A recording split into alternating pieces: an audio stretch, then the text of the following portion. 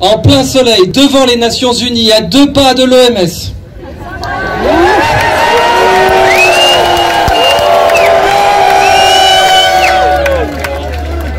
Vous êtes ici avec une détermination en béton.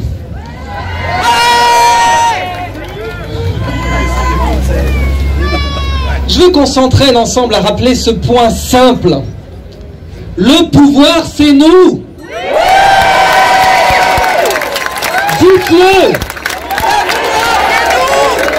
Le pouvoir, c'est nous. Le pouvoir, c'est nous. Le pouvoir, c'est nous. Rappelez-le. Rappelez-le en vous aussi. Vous êtes dans l'état idéal du peuple. Il y a 3 états pour les gens, pour le peuple. Exactement comme l'état liquide, solide et gazeux. Le pouvoir vous veut dans un état gazeux, où vous êtes séparés les uns des autres, où vous n'interagissez pas les uns avec les autres, où vous avez peur les uns des autres. Vous résisterez à ça. Quand vous êtes masqué, votre voix porte moins loin. Aujourd'hui en France, les professeurs sont masqués. Les élèves sont masqués. Oui. Et comme un panneau l'a signalé ici dans la foule, ne serait-ce que pour les malentendants, c'est déjà un handicap supérieur. On ne peut plus lire sur vos lèvres. Bravo à vous, madame.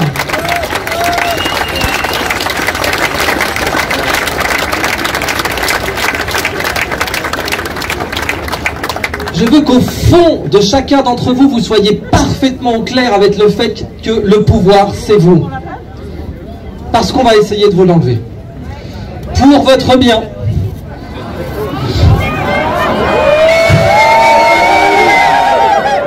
Évidemment, vous croyez que ce serait aussi évident que ça, qu'on viendrait en vous disant on abolit vos libertés publiques juste comme ça? Non, il faut des excuses pour ça. Je suis content de vous savoir prêt. Là, par exemple, il y a 2 jours, un homme de 37 ans à Paris a été emmené au commissariat parce qu'il avait retiré son masque pour manger un pain au chocolat.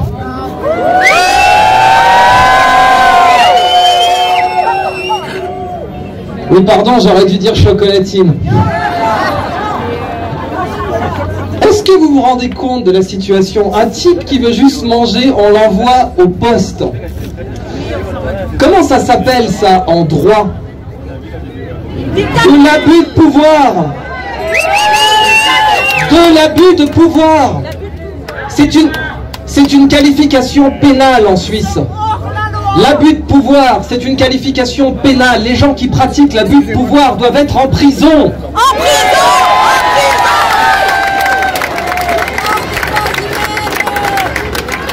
Bercé en prison. Or, cette crise a souligné 2 crimes importants. D'abord, l'abus de pouvoir, on l'a vu. Et croyez bien, moi je ne suis pas suisse. J'ai entendu dire qu'en Suisse, le pays le plus libre de la région, bon sang, c'est pour ça que je suis là. En France, je ne pourrais pas faire ce genre de manifestation. Je ne pourrais pas m'exprimer comme ça. En Suisse, j'ai entendu dire que votre plus haut procureur était aujourd'hui poursuivi pour abus de pouvoir. Est-ce que c'est vrai?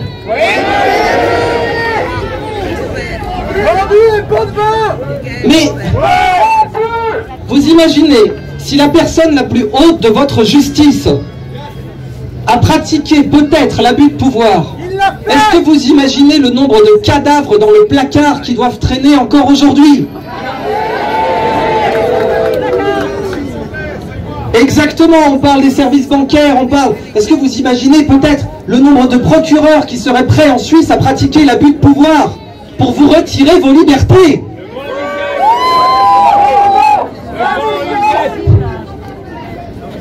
Donc vous ne vous laisserez pas faire. L'abus de pouvoir, c'est le premier crime de cette crise.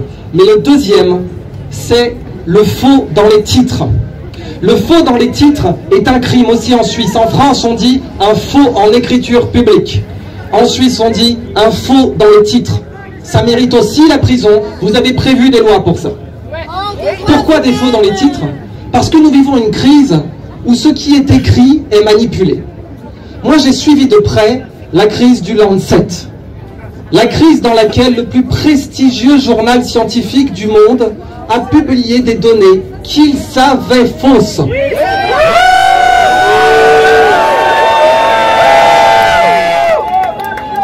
Et un étudiant qui avait le niveau maturité, le niveau bac, pouvait le repérer que ces données étaient fausses. Ils nous prennent pour les âmes. Et ces données, présentées comme scientifiques au monde entier, ont permis de passer des lois pour restreindre les libertés publiques.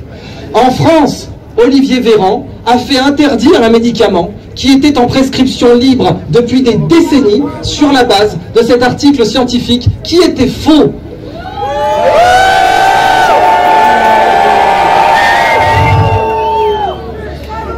Et ça, c'est le faux dans les titres. Nous vivons une époque difficile. La crise de 2008 nous a rappelé que des titres financiers qui avaient été notés AAA valaient, pardonnez-moi, moins que de la merde. Et c'est ça la crise financière de 2008. On avait dit, ces titres-là valent beaucoup, achetez-les. Les municipalités, les gouvernements, mettez la retraite des gens dans ces titres parce qu'on vous a écrit qu'ils valaient beaucoup. Et ça, c'est la crise de 2008. Eh bien, la crise de 2020, ce sont d'autres titres dont on vous dit qu'ils sont notés AAA. Ce sont d'autres choses dont on vous dit qu'elles sont validées scientifiquement, alors qu'elles ne le sont pas. Il n'existe aucune preuve scientifique du succès médical du confinement. Aucune.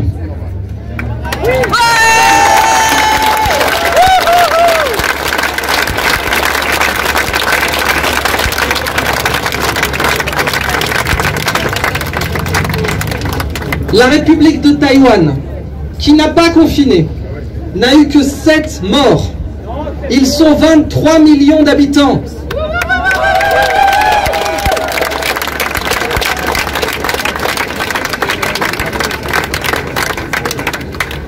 C'est Agnès Buzyn. Le public m'a demandé de rectifier que c'était Agnès Buzyn sur la chloroquine. Alors, je précise, hein, Agnès Buzyn partie 1. Oh, absolument. Absolument. Véran partie 2.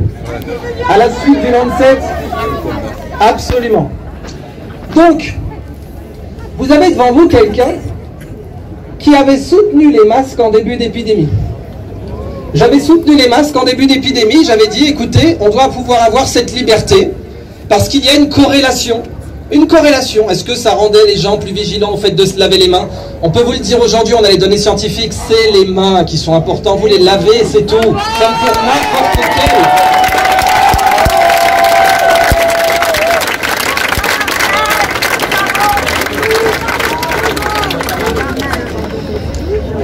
Donc j'étais là, et quand je disais, au début, il faudrait pouvoir permettre aux gens d'avoir des masques dans les aéroports, s'ils le souhaitent, tout le monde se foutait de moi. Et maintenant, je vois le pouvoir français qui rend les masques obligatoires dans tous les lieux publics à Paris. À Paris et dans toute la petite couronne, la banlieue parisienne. À Nice aussi, tout ça c'est une population supérieure à la Suisse. Ils sont tous obligés de se masquer.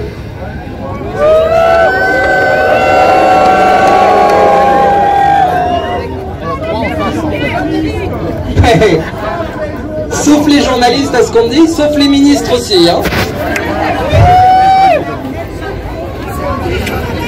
La situation est grave, mais vous êtes venus ici avec une détermination ferme, celle de montrer au monde qu'on ne peut pas vous retirer vos libertés.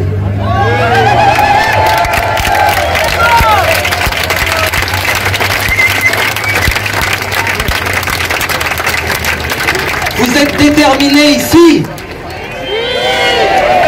Liberté, liberté, liberté, liberté, liberté, liberté, liberté, liberté, liberté, liberté, liberté,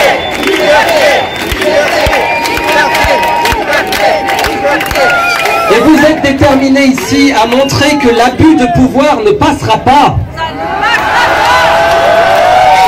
Que les faux dans les titres ne passeront pas. Imaginez, si on peut falsifier de la documentation scientifique, demain, imaginez une autorité de recours, un procureur qui falsifiera des rapports Est-ce que vous êtes prêts à vivre dans un monde comme celui-là? Est-ce que vous êtes prêts à vivre dans un monde où des procureurs pourraient écrire des choses fausses sur chacun d'entre vous? Ça commence, et certains ont dit on y est déjà. Certains ont dit on y est déjà. Ça commence par la documentation scientifique, ça continue dans la presse et ensuite ça atteindra le pouvoir judiciaire. N'en doutez pas. C'est le pouvoir judiciaire qui viendra pour vos libertés, aucun autre. Ce ne sera pas le pouvoir législatif, ce ne sera même pas le pouvoir exécutif, ce sera le pouvoir judiciaire. On vous fera passer pour des criminels. Tribunal populaire. Bravo monsieur.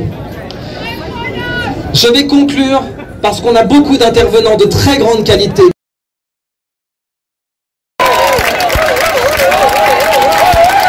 Vous allez me faire pleurer, arrêtez. Bonjour à tous, bonjour à toutes. Merci d'être là. Je suis impressionnée de voir tous ces sourires, de voir toutes ces belles personnes sans masque, ça fait du bien. Vous vous rendez pas compte.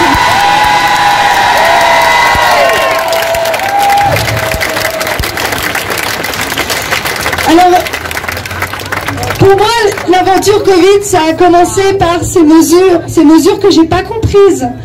Ces mesures qui commençaient à nous dire, oui, alors faut pas toucher les élèves, il faut se laver les mains 20 fois par jour, et puis finalement les écoles ferment, et puis ensuite on nous dit qu'il faut rester à la maison, qu'il faut se distancier, et j'ai dit non, ça c'est trop, ils nous en ont déjà fait beaucoup, mais là c'était la goutte de trop.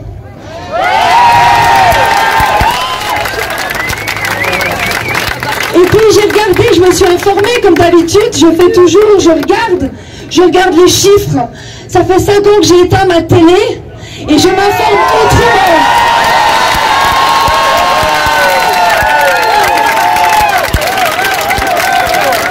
Et là j'ai vu qu'il y avait une organisation qui organisait la vaccination globale.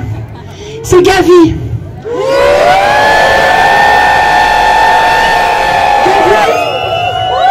Elle est juste à côté, elle est à 300 mètres là-bas.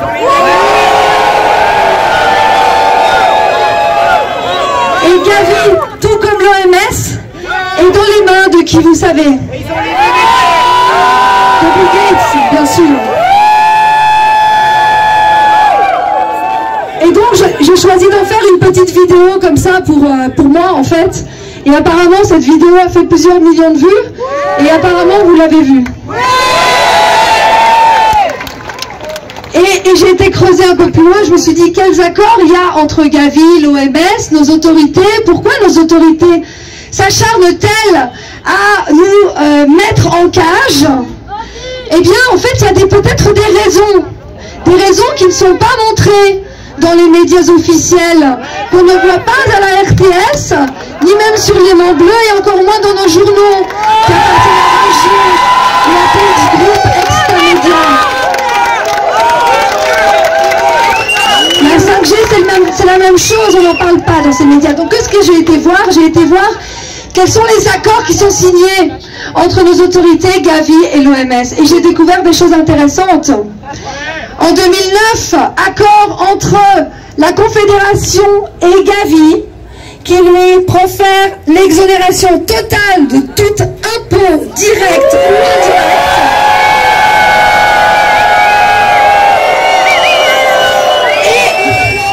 Et encore plus fort, l'impunité pour l'entreprise et pour les membres de Gavi.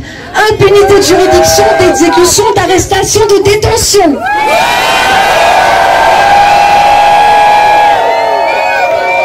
Donc j'ai découvert effectivement qu'ils étaient un État dans l'État, qu'ils faisaient ce qu'ils veulent. L'OMS, même chose, enfin pas tout à fait, mais il y a un accord qui a été signé en 2014 puis en 2015 entre OMS, Swissmedic, notre agence nationale de médicaments, la fondation Bill et Melinda Gates et le département fédéral de l'intérieur, le département fédéral des affaires étrangères et la direction du développement de la coopération. Pourquoi? pour pouvoir donner des médicaments aux pays qui en ont besoin. Comme si ils avaient besoin de ça, ces pays-là. L'Afrique subsaharienne, par exemple, a-t-elle besoin de médicaments ou a-t-elle besoin de manger, de boire de l'eau potable?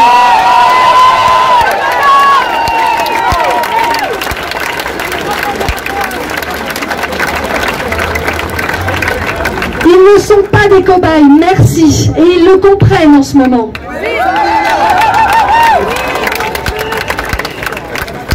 Alors je vais juste vous faire un petit point sur ma situation, puisqu'effectivement je m'expose et j'ai reçu un blâme du DIP. Hein?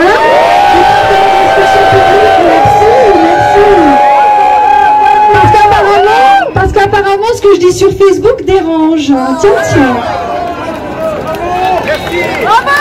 Sur la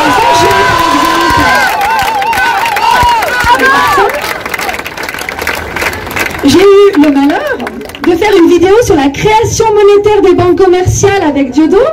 Ça m'a valu un blâme et une lettre de la CICAD. Merci la CICAD. Et aujourd'hui, on nous dit que tout nouveau manquement serait considéré comme une insuffisance de prestation, pouvant mener à une résiliation des rapports de service. Alors peut-être que ce que je fais maintenant est un manquement, comme c'est purement arbitraire et flou, on ne saura pas, mais je vous tiendrai au courant. Donc, je suis en année sabbatique, c'est vrai, j'ai pris un peu de la distance.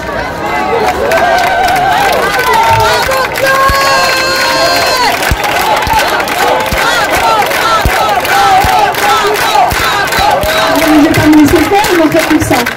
Le préambule de la Constitution, je ne sais pas si vous l'avez déjà lu, il dit que seul est libre qui use de sa liberté. Alors, moi je vous propose qu'on use de nos libertés.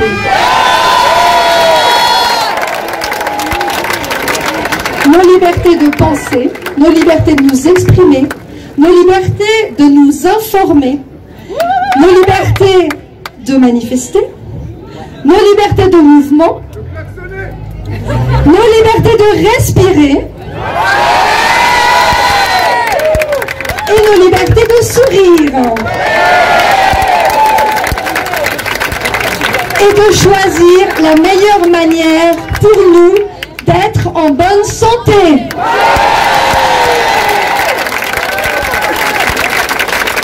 Donc je vous propose en plus de bien respecter les gestes barrières, et ce sera mon dernier mot, les gestes barrières envers le pathogène le plus virulent en ce moment, qui est la peur qui est propagée par le vecteur de contagion qui s'appelle la télévision.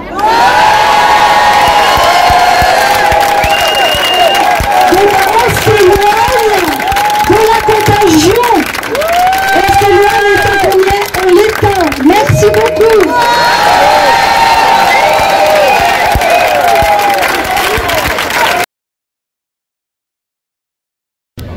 Et je ne peux pas l'introduire pour qu'il vous parle.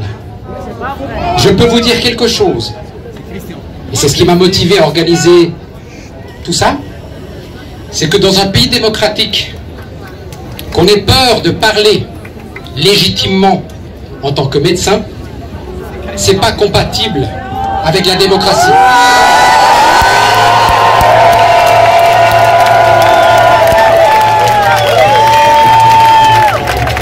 Le médecin m'a demandé de taire son nom, je vais respecter sa volonté et je vais vous passer la personne suivante.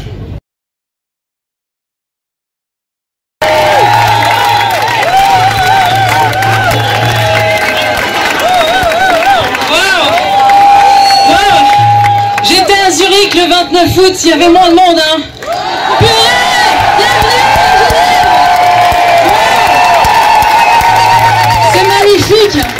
Alors on a la chance avec le temps et je voulais vous remercier parce que c'est pas simple d'être au soleil. Mais aujourd'hui on s'en fout d'être au soleil et de cuire. On s'en fout. Alors pour ceux qui ne me connaissent pas, j'avais un bonnet noir sur la tête. Début mai, je me suis un peu énervée sur les réseaux sociaux. J'ai une fille de 6 ans et demi. Et en fait, moi ça m'a fait péter les plombs ce que j'ai vu. Parce que ce que j'ai vu depuis le début, c'est qu'on pouvait traiter les gens, en fait, tout simplement. On pouvait traiter les gens. Et on a fait quoi avec les gens qui étaient malades? On les a mis au fond du couloir, on les a laissés crever.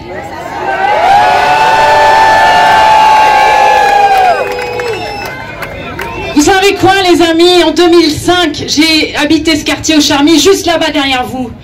Et ça fait 15 ans que j'ai arrêté la télévision. Ça fait 15 ans que je l'ai laissé à la cave. 15 ans de sevrage, les amis. Je vous garantis que la vie n'est plus du tout pareille. Plus du tout. Il y a forcément des médias ici qui sont là, qui vont dire qu'on est des extrêmes droites, qui vont dire que vous êtes racistes. Que vous êtes complotistes. Ou alors, effectivement, que vous n'êtes pas médecin et moi non plus. Et le médecin qui devait venir, il a eu des pressions, évidemment. Parce que tous les jours, je reçois des téléphones de médecins qui ont la trouille au bide. Et un jour viendra, ces médecins prendront leur courage à deux mains et viendront se prendre les flèches dans la poire pour nos enfants.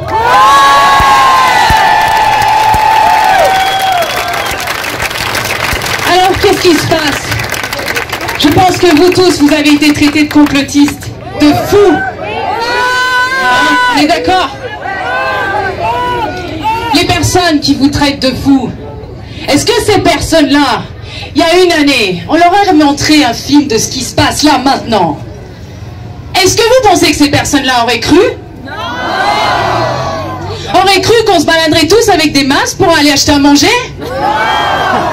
Que votre voisin peut-être allait vous dénoncer comme j'ai été dénoncé? Ces personnes-là n'auraient jamais cru, et moi non plus, j'aurais sincèrement jamais cru il y a une année qu'on serait tous ici pour dire on a le droit de respirer.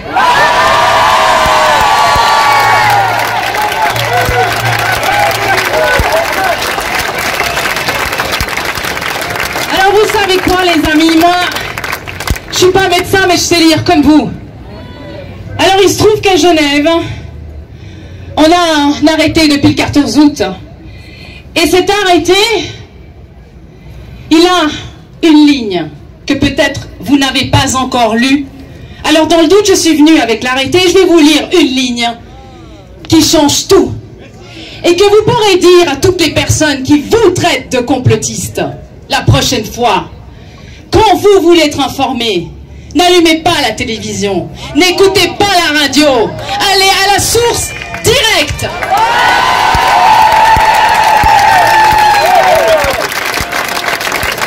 L'arrêté de Genève du 14 août 2020, article 4, masques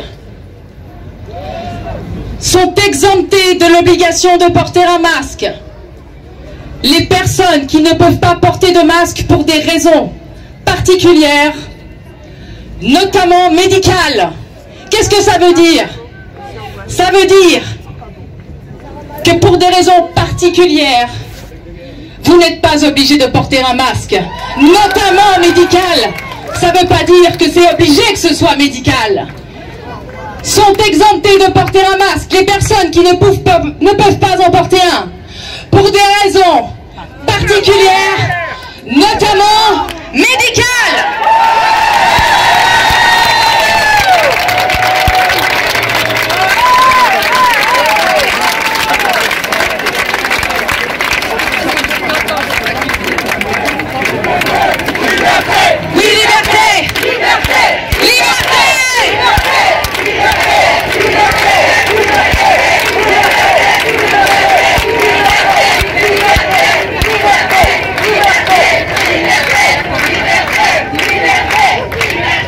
J'ai une pensée aujourd'hui pour le Québec qui va manifester bientôt, on a un décalage horaire.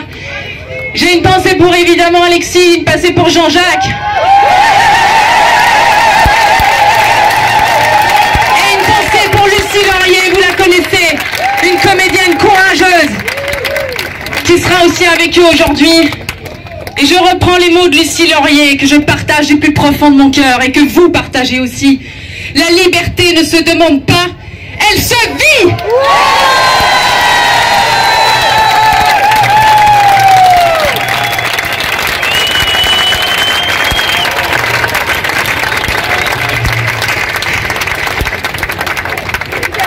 Vous savez, le 29 juillet à Genève, dans la boutique que j'ai reprise, qui a été créée par mes parents il y a 40 ans, je l'ai reprise il y a 17 ans, j'ai mis une affiche sur cette boutique le 29 juillet 2020.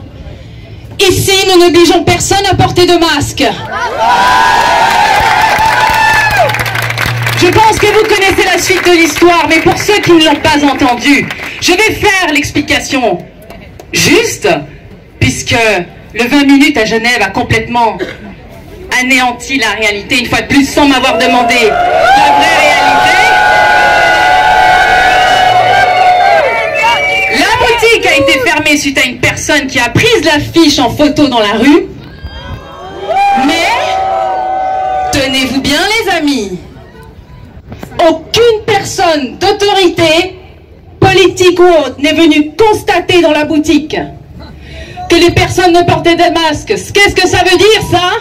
Ça veut dire que sur la base d'une affiche, on a fermé la boutique sans constater. Oui, abus de pouvoir. Oui, abus de pouvoir. Alors, qu'est-ce qui s'est passé suite à ça? Emma Cruzy, l'anti-masque. Emma Cruzy, l'extrême droite. On a vu tout et son contraire. Quoi qu'il en soit, j'ai l'occasion aujourd'hui de vous dire que ce n'est pas près d'arriver que je subisse et que je laisse subir les pressions qui sont sur moi.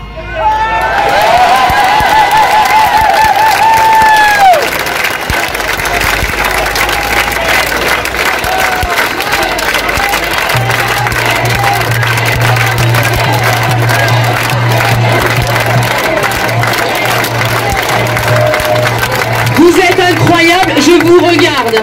Vous êtes dingue. J'aimerais vraiment, on va diffuser le plus possible des photos de la vue que j'ai là.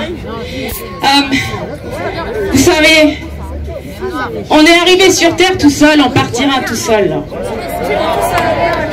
Le temps qui nous reste, montrons l'exemple pour nos enfants. Vous êtes tous capables de tout changer.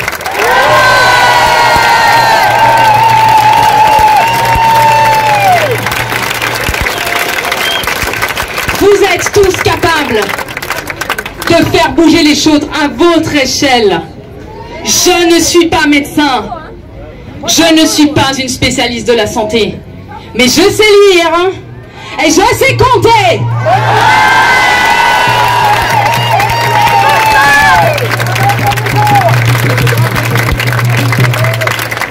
J'ai fait un recours donc abstrait contre aussi ce décret liberticide. C'est à l'État maintenant de rendre des comptes et de prouver que les mesures prises sont proportionnelles avec ce qui se passe. C'est à l'État de prouver, pas à moi.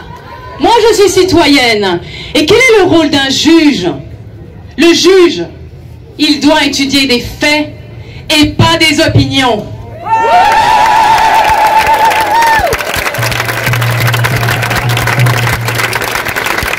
C'est fini les tours de table politiques. C'est fini. Maintenant, les personnes, en l'occurrence à Genève, qui vous disent comment vous devez faire, comment vous devez gérer votre vie, ces personnes-là qui font des barbecues à plus de 200 sans masque.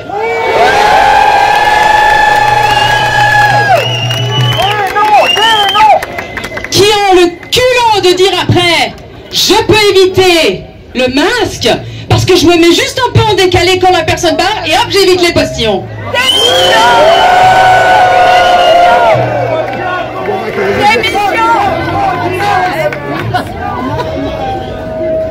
On a une constitution, il y a les droits de l'homme aussi. Et ça, le juge va devoir trancher sur la proportionnalité. Aujourd'hui, je ne vais pas vous parler de chiffres parce que vous pouvez les retrouver dans mes vidéos et d'autres vidéos. d'autres personnes. Par contre, une chose est claire, c'est qu'à Genève, depuis le 11 mai 2020, jour auquel tous les commerces ont rouvert, il n'y a pas eu plus de 2 personnes aux soins intensifs par jour.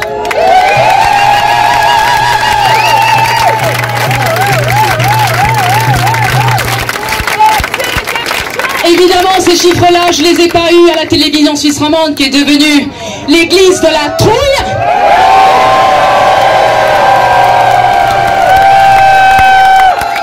Je les ai pas lus dans la tribune de Genève qui est devenue l'église de la trouille. Ni dans tous les autres médias, j'ai été à la source. Vous avez tous la possibilité d'aller voir les chiffres officiels et aider les personnes qui ne savent pas comment faire. Votre rôle est de permettre à ces personnes-là de petit à petit sortir de la peur parce qu'elles sont informées. Nous ne sommes plus à l'église, on ne croit pas, on vérifie et on assume.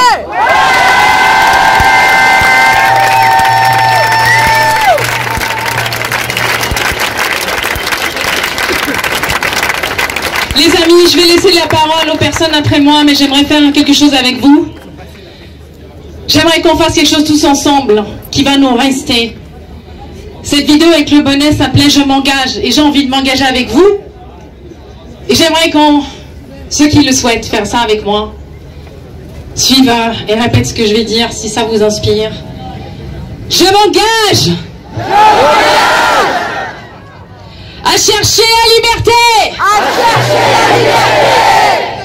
Peu importe le prix. Pour nos enfants. Merci.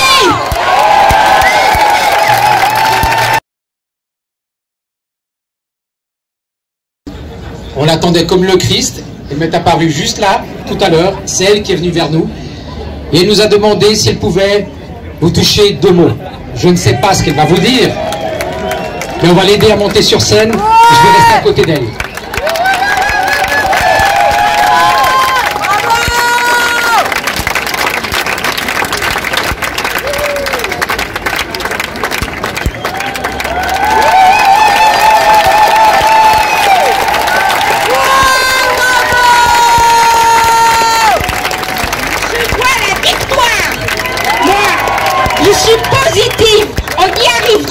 Mais j'aimerais vous parler du 3e âge.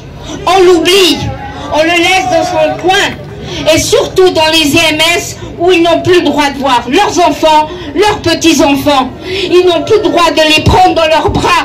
Ils n'ont plus le droit d'embrasser. Ils n'ont plus le droit de rien. Et ils ne meurent pas du Covid. Ils meurent d'ennui.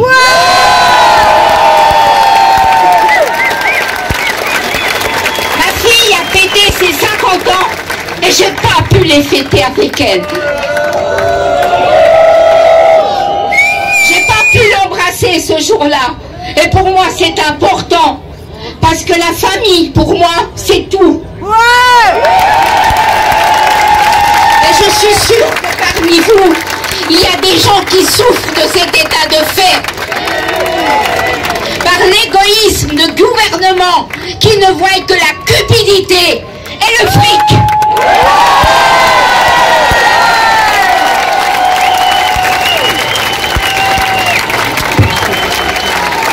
J'ai toujours été jusqu'au bout des choses. Je n'ai jamais osé ne pas en parler. Et je vous parle, battez-vous.